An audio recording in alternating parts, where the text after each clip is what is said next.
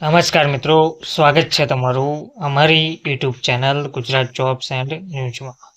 મિત્રો, ration card અને gas સિલિન્ડરને લઈને 26મી જાન્યુઆરી એટલે કે આજથી મહત્ત્વની અપડેટ સામે આવી છે. આજથી આ 5 નવા નિયમો લાગુ થવા જઈ રહ્યા છે.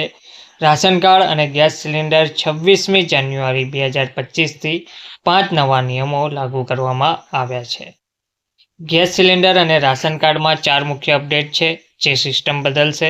તો આ 5 નવા નિયમો છે, જેમાં રાષ્ટ્રીય ખાદ્ય સુરક્ષા કાયદા હેઠળ સરકારે રેશન કાર્ડ અને ગેસ સિલિન્ડર માટે ઘણા મહત્વપૂર્ણ નિયમો લાગુ કર્યા છે. આ નવા નિયમો 26મી જાન્યુઆરી લાગુ થવા જઈ રહ્યા છે, જે લાભાર્થીઓ માટે ઘણા મોટા ફેરફારો લાવશે.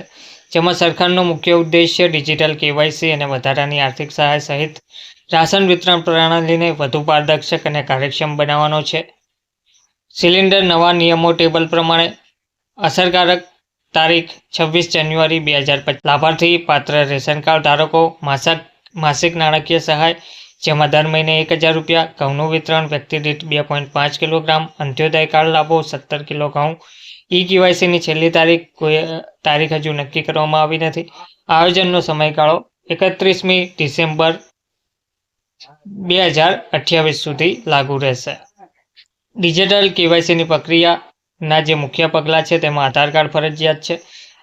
ઓનલાઈન ચકાસણી, દસ્તાવેજો અપલોડ કરવું અને પૂર્ણ નોંધણી કરવી ફરજિયાત કરવામાં આવી છે. રાશન વિતરણ ફેરફારમાં જે છે તેમાં ઘઉંના જથ્થામાં વધારો કરવામાં આવ્યો છે. વધારાની નાણાકીય સહાય, ડિજિટલ રેશન કાર્ડ અને પારદર્શક વિતરણ કરવાની જોગવાઈ છે. ગેસ સિલિન્ડરના જે નવા નિયમો છે તેમાં ગેસ સિલિન્ડરના નવા નિયમોમાં સબસિડી નિયમોમાં ફેરફાર થશે. આધારને લિંક કરાવવું ફરજિયાત રહેશે. નવી નોંધણી પ્રક્રિયા અને ડિજિટલ ચૂકવણીનો પ્રચાર આમાં મહત્વના નિયમો પર લાગુ રહેશે. ધન્યવાદ.